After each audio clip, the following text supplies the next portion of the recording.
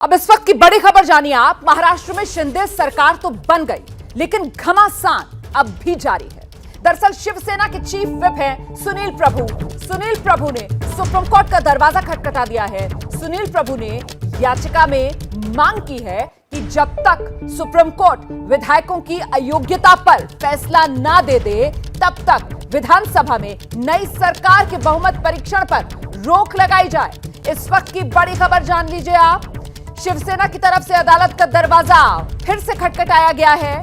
सुनील प्रभु ने याचिका लगाकर सुप्रीम कोर्ट में मांग की है कि जब तक विधायकों की अयोग्यता पर फैसला ना दे दे कोर्ट, तब तक विधानसभा में नई सरकार के बहुमत परीक्षण पर रोक लगाई जाए। हम सीधे आपको लेकर चलेंगे, मेरे साथ मेरे सहयोगी सूरज ओझा इस वक्त मुंबई से मौजूद हैं। जरा पहले समझते हैं सूरज ओझा से कि सरकार बन गई, लेकिन अभी भी उलझन और घमासान जारी है। सूरज जी बिल्कुल, देखिए सरकार तो बन गई, लेकिन सरकार बनने से पहले जिस तरह से डिस्क्वालिफिकेशन को लेकर सुप्रीम कोर्ट ने समय दिया था, जितने भी बागी विधायक हैं उनको समय मिल गया था और ये कहा था कि जब तक अगला आदेश नहीं आता तब तक जैसी स्थिति है वैसी ही रहे। लेकिन इसके बावजूद कल सरकार बन गई। एकनाथ शिंदे ने चीफ मिनिस्टर की शपथ तक ले ली। उसके बाद अब सुनील प्रभु, उद्धव ठाकरे कैंप के मुताबिक सुनील प्रभु उनके चीफ व्हिप हैं और उन्होंने अब सुप्रीम कोर्ट में याचिका दायर की है कि जब तक ये फैसला प्रलंबित है, ऐसे में मेजॉरिटी साबित करने का आह्वान जिस तरह से राज्यपाल ने दिया है उसे कैसे कंडक्ट कर सकते हैं। ऐसे में जो शनिवार को शिंदे कैंप को अपना बहुमत साबित करना है, इस पर रोक लगाई जाए, इस पर स्टे लाया जाए। जब तक सुप्रीम कोर्ट का कोई फैसला नहीं आ जाता, तो सुप्रीम कोर्ट का फैसला आने तक तो 12 तारीख तक का उन्हें समय दिया है। उस फैसले के बाद ही कोई कदम उठाया जाए, ऐसा उनकी मांग है पिटीशन में। बहरहाल ये देखना होगा कि अब सुप्रीम कोर्ट इस पर क्या टिप्पणी देता है। बिल्कुल, आप रहिए मेरे साथ, लौटूंगे आपके पास। सीधे रुक करते हैं, हमारे साथ हमारे सहयोगी निपुण सहगल भी मौजूद है। जरा निपुण से समझ लेते हैं कि ये याचिका जो शिवसेना की तरफ से सुप्रीम कोर्ट में दाखिल की गई है महाराष्ट्र सरकार पर, इसका क्या असर पड़ेगा? निपुण रोमाना अपना सवाल दोहराइए प्लीज। निपुण, ये जो याचिका लगाई गई है शिवसेना की तरफ से, इसका कोई फौरी असर जो महाराष्ट्र सरकार पर पड़ सकता है? देखिए, ये याचिका लगाई गई है, इसमें ये कहा जा रहा है कि सबको निलंबित कर दिया जाए। और जैसा मैं सूरज की बात सुन रहा था कि सुनील प्रभु का यानी महाविकास अघाड़ी का ये मानना है कि सुप्रीम कोर्ट ने कहा था कि अभी कोई परिवर्तन नहीं होगा, लेकिन सुप्रीम कोर्ट ने ऐसी कोई बात नहीं कही थी कि महाराष्ट्र सकता या सत्ता का कोई परिवर्तन नहीं हो सकता। तो ये बहुत कोई अहम बिंदु नहीं है। लेकिन जो 39 विधायकों को निलंबित रखने की मांग की जा रही है शिवसेना या महाविकास अघाड़ी की तरफ से, उस पर जल्द सुनवाई की आज मांग की जाएगी। कोर्ट ये तय करेगा कि क्या इसको तुरंत सुनना है। एक क्लैरिटी निपुण, 39 या 16 बागी विधायक, 39 या 16, ये जो याचिका नई लगाई गई है, इसमें क्या संख्या 39 कर दी गई है? इसमें यही बताया जा रहा है कि सभी 39 विधायकों ने पार्टी के विरोध में काम किया है, इसलिए वो अयोग्यता के पात्र हैं।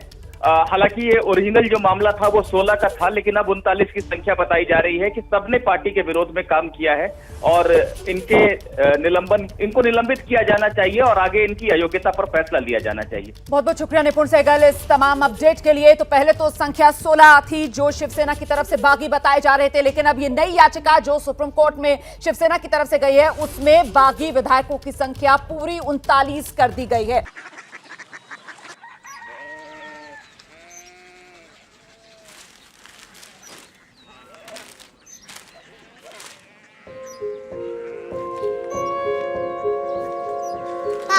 बाबा कोरिया सिटी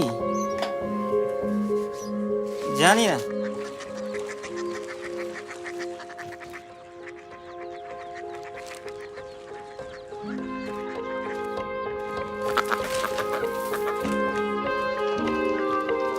कोरिया सिटी? हाँ।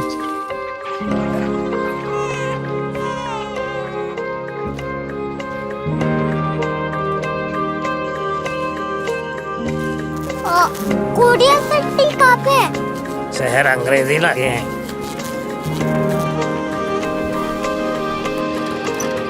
Korea city.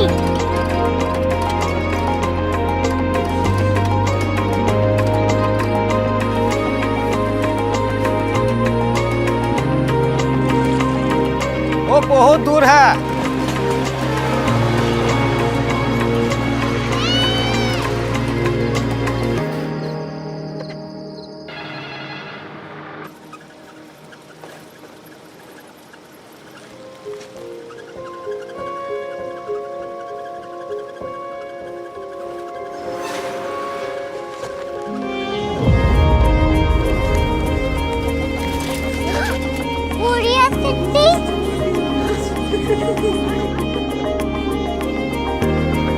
दुनिया कुछ लोग बड़े होते हैं। क्यूरियोसिटी कहाँ है? प्रोफेसर साहब को पता होगा। हो, ये छोटा वाला ग्लोब लगता है और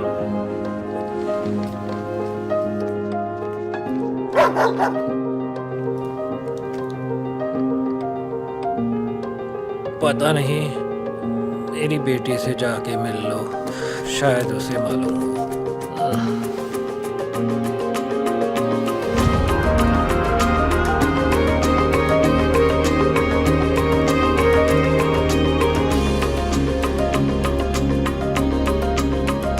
हाय, बाबा ने भेजा है। Come here. Curiosity. Korea city नहीं, क्यूरियोसिटी। वो क्या? That's what brought you here? जो तुम्हें यहाँ तक ले आया। क्यूरियोसिटी।